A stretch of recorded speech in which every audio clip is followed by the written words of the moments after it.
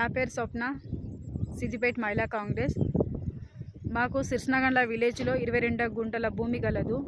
ఈ గతంలో మా నాన్న భూమి తీసుకున్నాడు. మేము మా సిస్టర్ మ్యారేజ్కి భూమిని అమ్మడం జరిగింది. గతంలో మాకు అమ్మిన వాళ్ళు ఇప్పుడు మరలబడుతున్నారు. వాళ్ళకి ఎలాంటి డాక్యుమెంట్స్ లేకున్నా పోలీస్ వాళ్ళు వాళ్ళకి సపోర్ట్గా మాట్లాడుతున్నారు.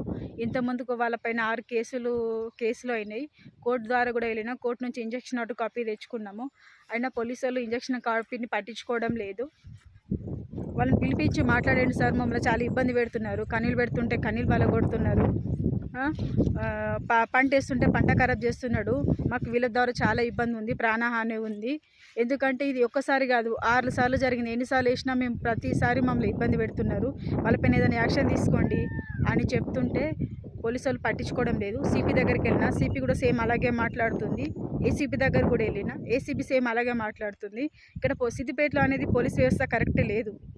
ప్రతి ఒక్క డాక్యుమెంట్ ఉన్నా, లీగల్గా అన్ని విధాలుగా ఉన్నా, కోర్టుకి వెళ్ళినా, ఈసీ ఉంది, పహనీలు ఉన్నాయి, ప్రతి డాక్యుమెంట్ మా దగ్గర ఉన్నా కూడా పోలీసులు మమ్మల్ని పట్టించుకోకుండా మాకు వ్యతిరేకంగా ఉన్న ఆపోజిట్ వాళ్ళకు సపోర్ట్గా మాట్లాడుతున్నారు. వాళ్ళకి డాక్యుమెంట్స్ ఏమీ లేకుండా వాళ్ళ మీద 5 కేసులు అయినాయి, 6 కేసులు అయినాయి.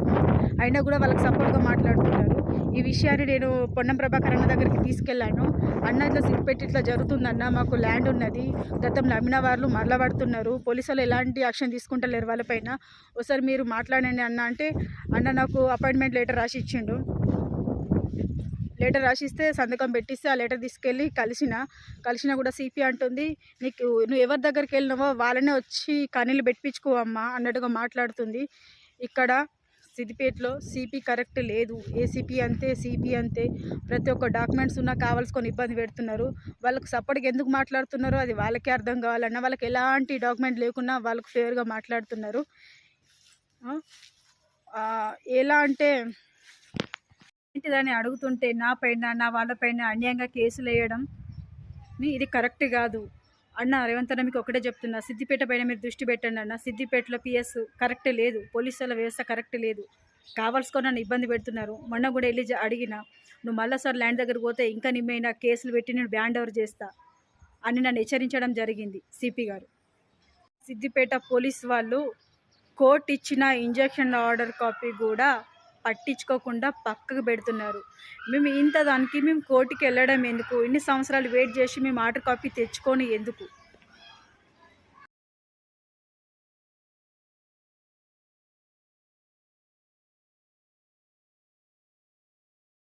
ఇది ఏంటిదని నేను అడుగుతుంటే పోలీస్ వాళ్ళు నాపైన అన్యాయంగా నాకు కేసులు వేయడం జరిగింది. నా వాళ్ళపైన అన్యాయంగా కేసులు పెట్టి నన్ను ఇబ్బందికి గురి చేసిరు. మా వాళ్ళకి ఏమైనా జరిగితే దీనికి కారణం పోలీస్ వాళ్ళే అన్న. మీరు సిద్దిపేటలో దృష్టి పెట్టండి అన్న. సిద్దిపేటలో పోలీస్ వ్యవస్థ కరెక్ట్ లేదు, సిపి కరెక్ట్ లేదు.